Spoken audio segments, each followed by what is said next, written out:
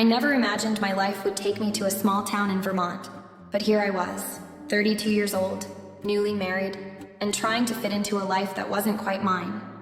Samuel, my husband, was kind, dependable, and a bit reserved. He had been through so much after losing his first wife, and I admired how he had managed to keep it all together for their son, Ethan. But truthfully, stepping into this world, this new role, wasn't as simple as I had hoped. When Samuel and I first met, it felt like fate. We'd both been through our own personal struggles, and somehow we'd found each other at the right time. He was everything I wanted, loving, patient, understanding. But he wasn't just a man I was marrying. He was also a father. And Ethan, his 15-year-old son, was a part of him that I didn't quite know how to navigate. At first, I thought it would be easy. We'd have dinner together, talk about our days, and I'd gradually become someone Ethan could trust and rely on. But it wasn't like that at all. Ethan wasn't particularly interested in me, and I didn't blame him. I was a stranger in his life, an intruder in a space that had been just him and his father for years. He wasn't rude or distant, but there was a wall between us that I couldn't seem to break down. In the beginning, I tried to make small gestures, offering to help him with his homework, or talking to him about things I thought might interest him, like the music he liked or the books he was reading, but he'd barely respond. Or if he did, it was polite and short. Samuel would look at me with those warm eyes, trying to reassure me that things would get better, but I couldn't shake the feeling that I was fighting an uphill battle. The house was cozy, an old farmhouse surrounded by fields, quiet and peaceful, at least on the surface. There were moments when I thought I had things figured out. Samuel and I would sit on the porch in the evening, watching the sun dip behind the trees, and I'd tell him how I felt. But his reassuring smiles and promises that everything would fall into place didn't make the silence between me and Ethan any less heavy. I didn't want to admit it, but I was struggling. Samuel had been a loving father to Ethan, and I respected him for that. But I couldn't help but wonder if I was doing enough, if I was making any difference in Ethan's life at all. I didn't want to be the evil stepmother or the outsider, but that's how it felt some days. Like I was just watching from the outside as they shared their memories, their inside jokes, their bond. I didn't know if it was something I could fix or if it would always be this way. But then, just when I thought I might be getting the hang of things, something changed. It wasn't dramatic at first. Little things, small moments, started to shift in the dynamic between Ethan and me. A shift I couldn't ignore. It was like he was trying, in his own way, to bridge the gap between us. But I wasn't sure what that meant for our relationship, or how to handle it. That uncertainty was the beginning of a tension I couldn't yet name. I remember the first time it happened clearly. I was sitting on the couch, reading a book, when Ethan came into the living room and sat down next to me too close. I didn't think much of it at first, but as the evening wore on, I could feel his presence there, constant, hovering just a little too close for comfort. I tried to shake it off, telling myself I was overthinking things, but that feeling, the subtle discomfort, was there, in the pit of my stomach. It would be the first of many moments that would push me to the edge of understanding what was going on in Ethan's mind, and ultimately, what was happening to our family. I was determined to make this work, to fit into this life that Samuel had built, but I couldn't help but feel like something was out of place. And with each passing day, that feeling only seemed to grow stronger. I just didn't know what to do about it yet. As the weeks passed, something slowly started to shift between Ethan and me. It wasn't anything sudden, more like a gradual pull, something unspoken but undeniable. Ethan started to seek me out more. At first, it was small things. He'd sit down next to me during dinner, not because he had to, but because he wanted to. He'd ask if I needed help with setting the table, or if I wanted someone to walk the dog with me.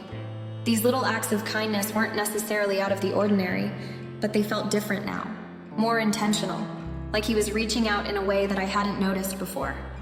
At first, I brushed it off, telling myself that maybe he was just trying to be polite.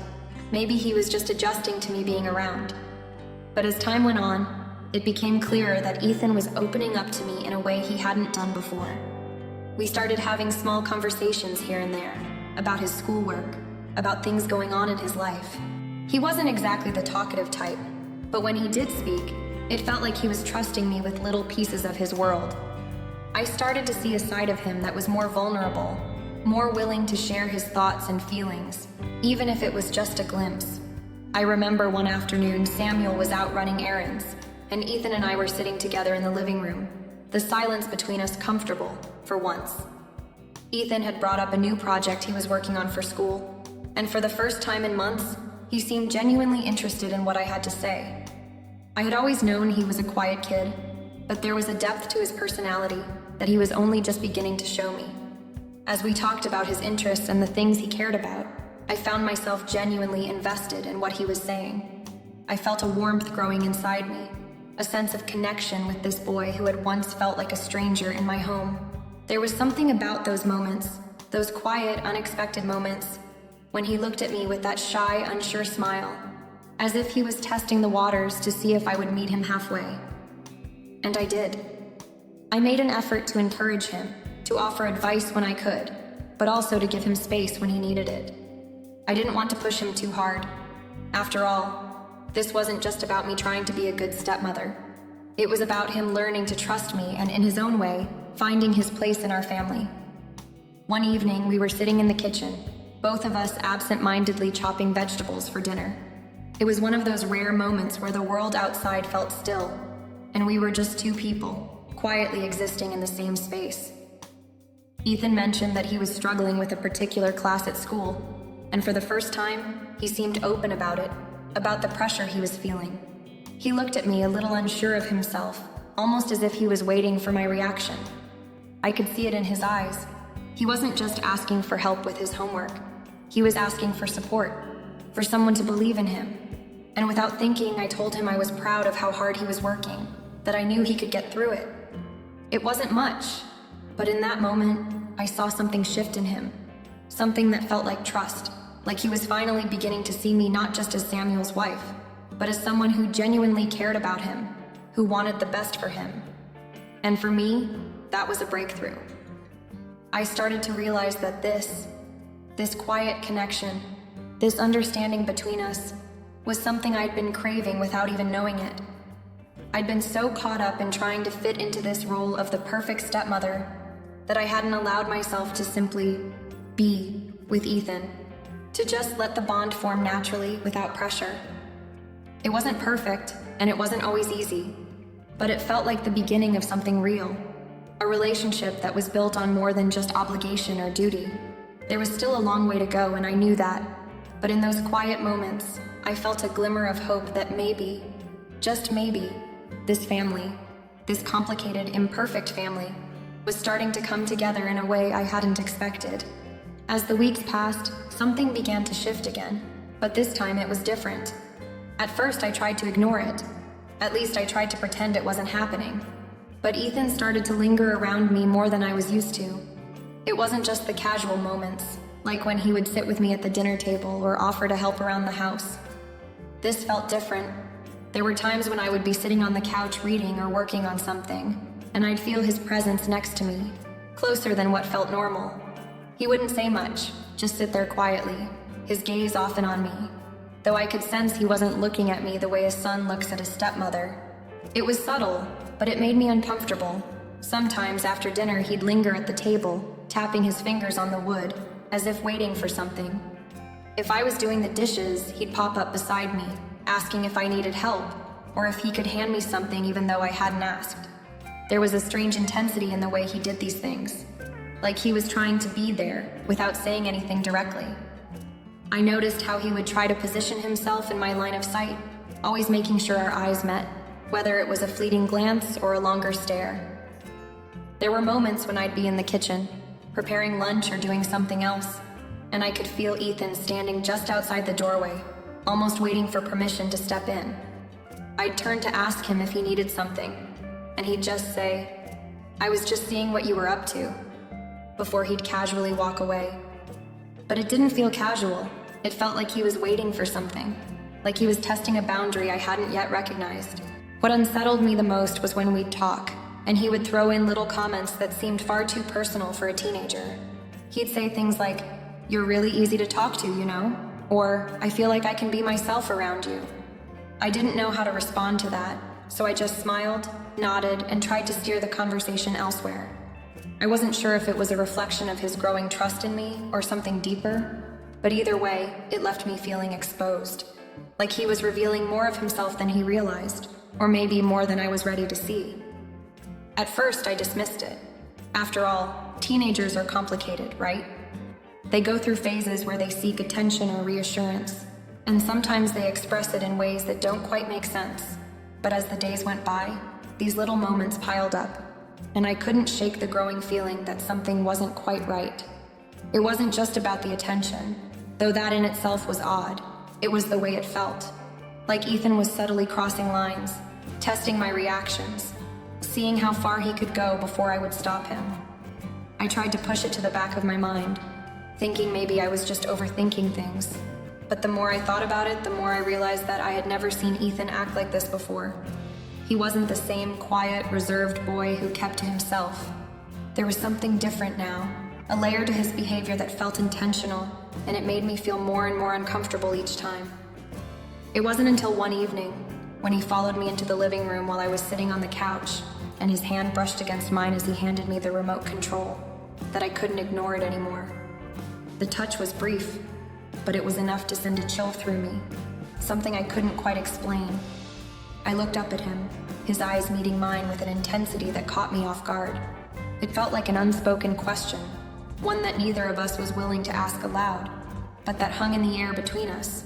I tried not to panic, but my mind was racing. Was I imagining things? Was I misinterpreting his actions? I wasn't sure, but I couldn't shake the nagging feeling that Ethan's behavior was more than just innocent closeness. Something was shifting, and I didn't know how to handle it. One evening, as the sun set and the house settled into its usual quiet rhythm, I found myself in the kitchen, chopping vegetables for dinner.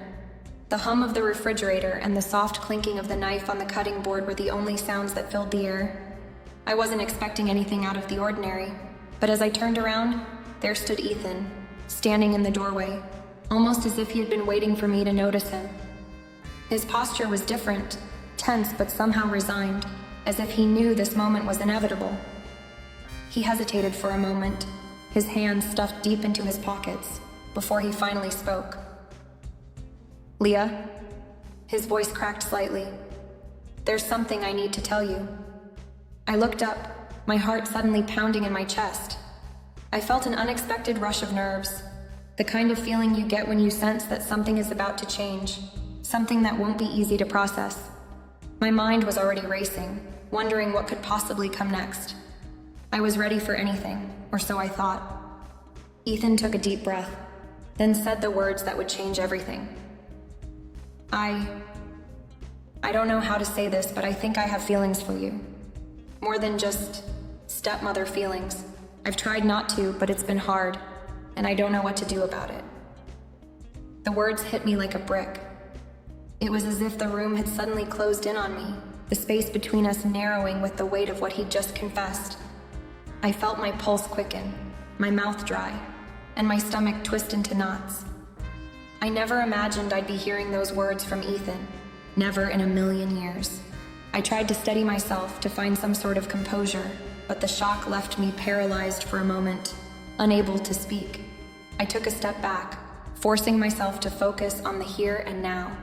I couldn't let this moment spiral out of control, not with everything that was at stake. "Ethan," I began, my voice shaking at first, but I steadied myself. "That's not something I can feel. I'm your stepmother, and this isn't something I can even consider. I love your father, and that's where my heart is. I care about you, but as a mother cares for her son. That's all."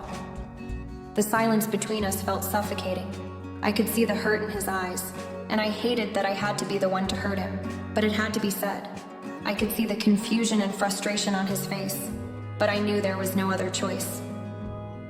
"You have to understand, Ethan. This can't go any further. We can't go down that road. Please, I need you to respect that."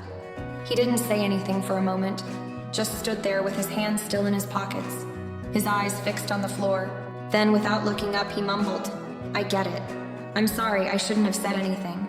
But I could hear the sadness in his voice, and it tore at me. I knew this wasn't over. I knew Ethan was struggling with something I couldn't fully understand, and it felt like I was about to watch the fragile thread of trust we had built unravel.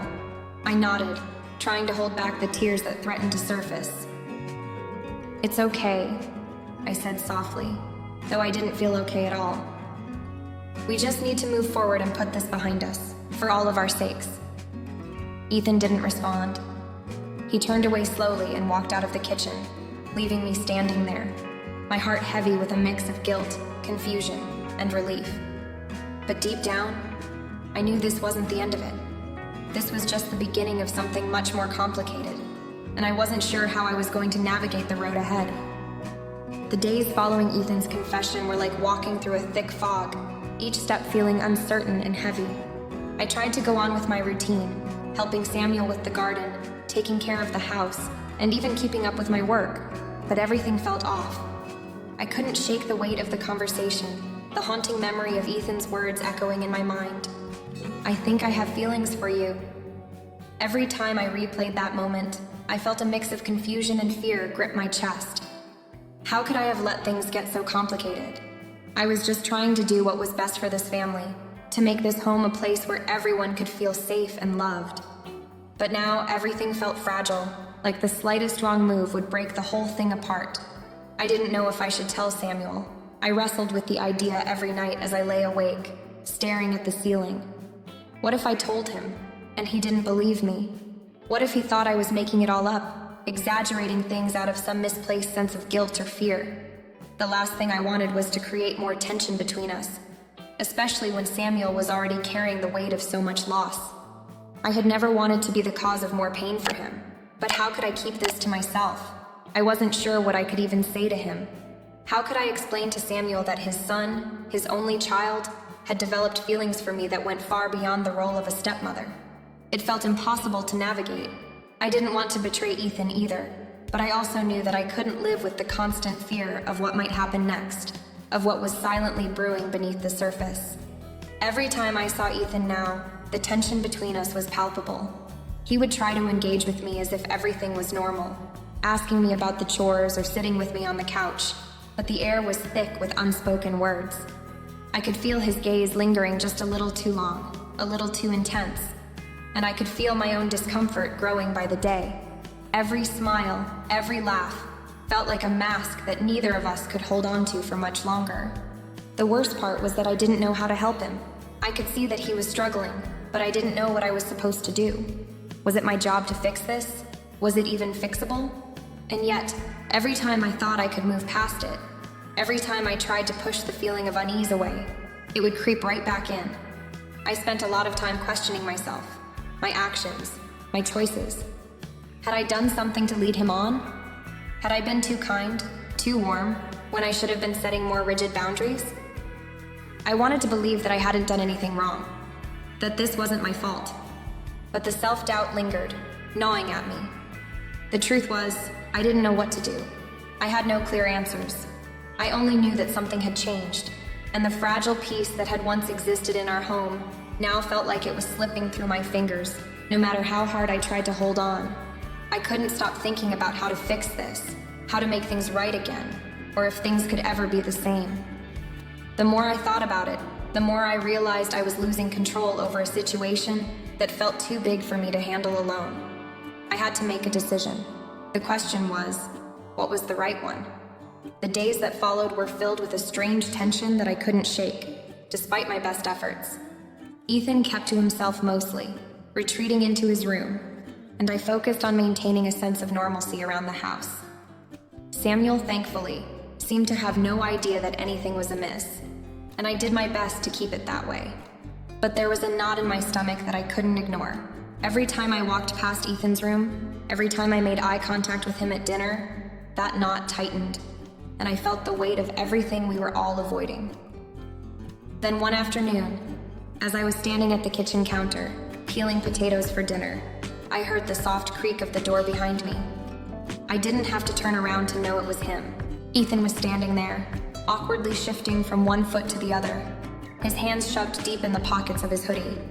He looked like a completely different person than the confident boy who had spoken to me so boldly just a few days ago.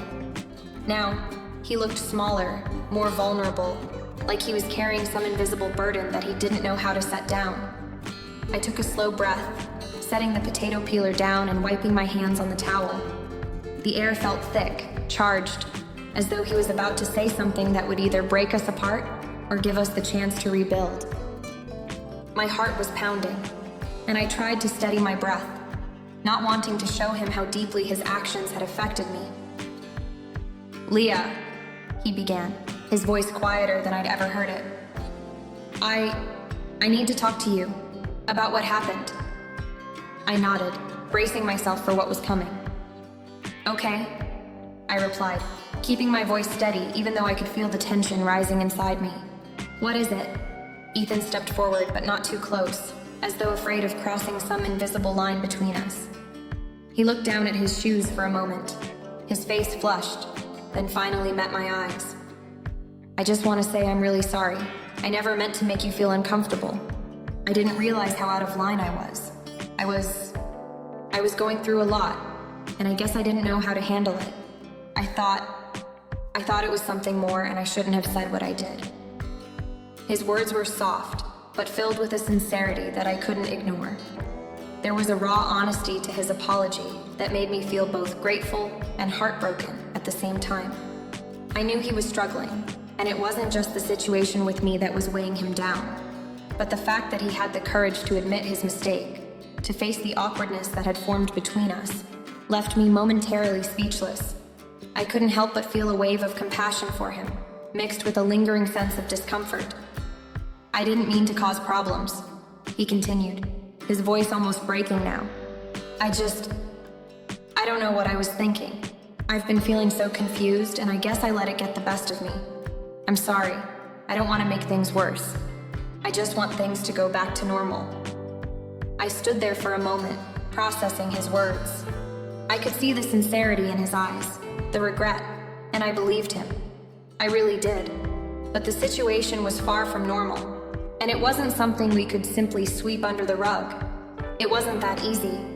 I couldn't pretend that everything was okay when it wasn't, but I knew this was a turning point, a moment that could either push us further apart or offer a chance to rebuild the trust that had been fractured. "You don't have to apologize," I said softly, my voice steady despite the whirlwind of emotions inside me. "I understand that you were confused, that you were struggling. I don't blame you for feeling what you felt. But the reality is, what happened, what you said, it can't happen again. We can't pretend it didn't happen. And we can't let this become something it's not." Ethan's face fell, his eyes glistening with the remnants of unshed tears. "I know," he whispered. "I don't want to make it weird. I didn't know how to deal with it. I promise I won't do it again. I don't want to mess things up with you. I need to move past this. I will." I took a deep breath, my heart aching as I saw the weight he was carrying. "I know you didn't mean for things to get out of hand, but this is something we both need to move past. I'm your stepmother, Ethan. That's who I am to you, and that's who I will always be. I care about you, I do, but I also need you to understand that our relationship has boundaries, and those boundaries need to be respected." He nodded, his eyes never leaving mine, as though he was clinging to my every word. "I understand," he said quietly, his voice full of regret. "I'm sorry. I promise I won't let this happen again. I'll figure it out. I'll be okay." I gave him a small nod, feeling the weight of the moment settle between us. I knew this wasn't the end, that it would take time for the air to clear, for things to feel like they were truly normal again. But for the first time since everything had come to light, I felt a glimmer of hope that maybe, just maybe, we could find a way forward. As Ethan turned and left the kitchen, I watched him go, my heart heavy with both relief and sorrow. It wasn't fixed, not by a long shot, but it was a start. And sometimes, that was all you could hope for. The following days passed in a haze of muted conversations and carefully orchestrated family routines. I could feel the strain, the quiet tension that lingered in the corners of our house like a shadow we were all trying to ignore. It was harder than I expected to pretend everything was fine. I knew deep down that I couldn't keep carrying this burden alone. The weight of what had happened, the complexity of my emotions, and the uncertainty about how to proceed. It was all too much. I had tried to manage it in silence, to give Ethan space to work through his feelings, and to shield Samuel from the truth. But I couldn't keep living like this. I found myself lying awake at night, staring at the ceiling, replaying every conversation, every moment with Ethan. How had we gotten here? How had this delicate, well-intentioned family dynamic gotten so tangled in such a short time? I felt guilty for not speaking up sooner, for not confronting Ethan when I first sensed something was off. But at the same time, I was terrified of the consequences. What would happen if Samuel found out? What if this destroyed the little bit of peace we had? The thought of telling Samuel was unbearable. We had built something together, a life I had worked so hard to create with him. I loved him, but there was a part of me that feared his reaction. The disappointment, the hurt, the sense of betrayal. It wasn't just about Ethan. It was about me too. How would Samuel see me after this? Would he still trust me as his wife? Would he understand that I had tried to do the right thing? I took a long, shaky breath, sitting up in bed that night as the weight of my decision pressed down on me. I had never felt more alone in my life, even though Samuel was lying just a few feet away. I knew I couldn't keep carrying this secret, not when it was affecting everything. The way I looked at Ethan, the way I interacted with Samuel, the way I saw myself. If this was going to have any chance of being resolved, if there was any hope for healing, I had to tell him the truth. The next morning, after a restless night of sleep, I walked into the kitchen to find Samuel sitting at the table, reading the newspaper. He looked up at me and smiled, his expression warm and easy. But I couldn't shake the feeling that something was off, something I couldn't put into words. The smile, while genuine, didn't reach his eyes like it usually did. And I wondered, not for the first time, if he somehow knew that something was wrong. I set a pot of coffee on the counter, my hands trembling slightly as I moved about the kitchen. I had been rehearsing the conversation in my mind all night, but now that the moment was here, I could hardly breathe. Samuel hadn't noticed my nerves, thankfully, and went on reading the paper, as though he didn't suspect anything. But I couldn't keep up the charade any longer. "Sam?" I said quietly, my voice wavering slightly. He lowered the paper and looked at me, sensing the shift in my tone. "What's going on, Leah?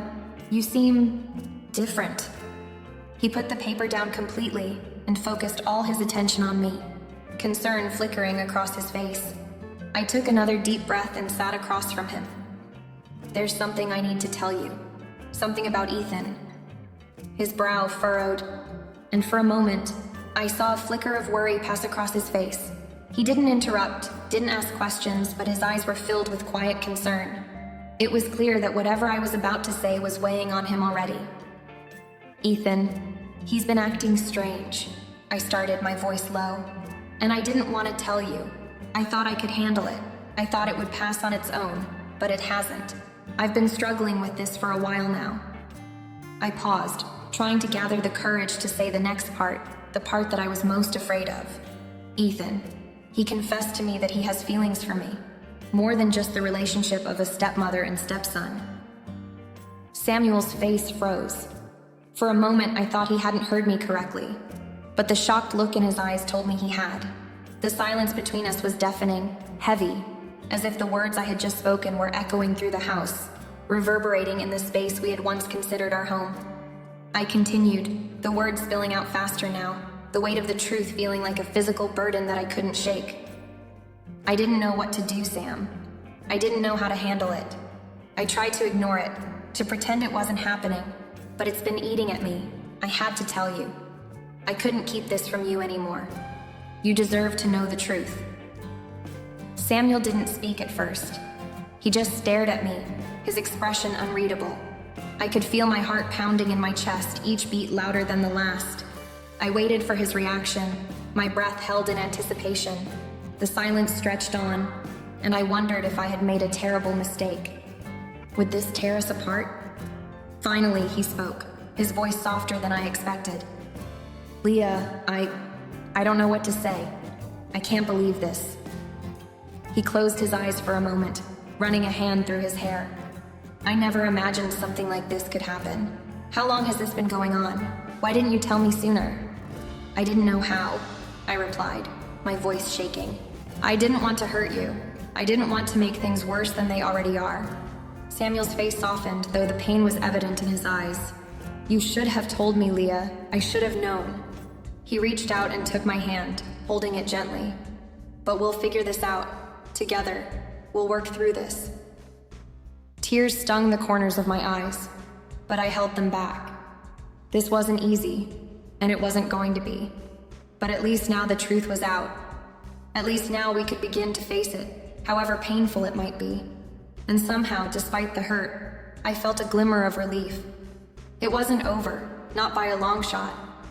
But this was the first step, admitting what had happened and trusting Samuel to help me carry the weight of it. Now we had to move forward together. In the days that followed, the air in our home felt heavier, thick with the unspoken tension of everything that had been said and everything still left unsaid. But as much as the situation hurt, as much as it had unsettled the foundations of our family, there was a sense of purpose that began to emerge from it all. We had been forced to confront something that, at first, felt impossible to talk about, let alone deal with. But now the truth was out in the open, and we were left with a choice. We could either let this moment define us, tear us apart, or we could take the opportunity to rebuild, to strengthen the bonds that had once seemed so unbreakable. Samuel, as much as this was a shock to him, took charge of the situation immediately. He didn't waste time dwelling on his hurt, though I could see it in his eyes. Instead, he turned to Ethan. The conversation they had was hard for both of them, as expected. I could hear the muffled words through the walls, the tension in Samuel's voice, and the heavy silence that followed. But what struck me the most was how determined Samuel was to help his son through this, to address his confusion and pain, and to set clear boundaries. He wasn't angry, at least not in the way I had feared. He was firm, yet compassionate. He wasn't about to let Ethan off the hook, but he wasn't going to tear him down either. The days that followed felt like a strange kind of purgatory. Ethan stayed in his room more than usual, avoiding family meals and speaking only when necessary. Samuel and I, on the other hand, found ourselves having more conversations than we ever had before, trying to make sense of everything that had happened. The emotional weight of the situation was exhausting, and yet I felt a shift in the air. The truth, though painful, had opened up the lines of communication between us in a way I hadn't anticipated. We were learning how to talk to each other again, how to express our fears, our doubts, and our hopes for the future. A few weeks after the initial confrontation, we took a family walk together. It felt like a small victory, like we were taking the first step toward healing. Ethan walked ahead of us, keeping his distance, but he was there, with us. Samuel and I walked side by side, our fingers barely brushing but still connected. I didn't feel the same tension that had plagued us before. It was like something had broken, and though the cracks were still visible, they weren't as deep as they had been in the beginning. "Do you think things will ever go back to normal?" I asked Samuel quietly, my eyes on the path ahead. "I don't know," he replied, his voice calm but full of uncertainty. "But we're trying, Leah. We're working through it. That's all we can do." He was right. We couldn't erase the past, but we could take steps to move forward, one day at a time. The boundaries had been set, and though there would be moments of discomfort and awkwardness, we were beginning to rebuild the trust that had been shaken. The healing would take time, and there would be no quick fixes. But I felt a flicker of hope, a belief that maybe, just maybe, our family could come through this stronger than before. Ethan, too, seemed to be slowly finding his way. He wasn't the same bright, carefree teenager I had once known. He had been through something difficult, and he was learning how to process it. But he had begun to speak more openly with Samuel, and he was trying to be a part of the family again, even if it was in small ways. The guilt still weighed heavily on his shoulders, but I could see in his eyes that he was trying to understand the gravity of his actions, and more importantly, he was trying to make things right. The road ahead wasn't going to be easy. We all knew that. But we had taken the first step toward healing. Samuel and I had each other, and together we could work through anything. Ethan had a long journey ahead of him, but with time, understanding, and patience, I knew he would come to terms with what had happened, and we could find a way to move forward as a family. The future wasn't guaranteed, and we weren't naive enough to believe everything would be perfect. But we had learned something valuable through this painful ordeal. That the strength of a family wasn't determined by how flawless it was, but by how it handled the broken moments, how it worked through them, and how it came out the other side. Wounded, yes, but still standing. And that, I realized, was enough.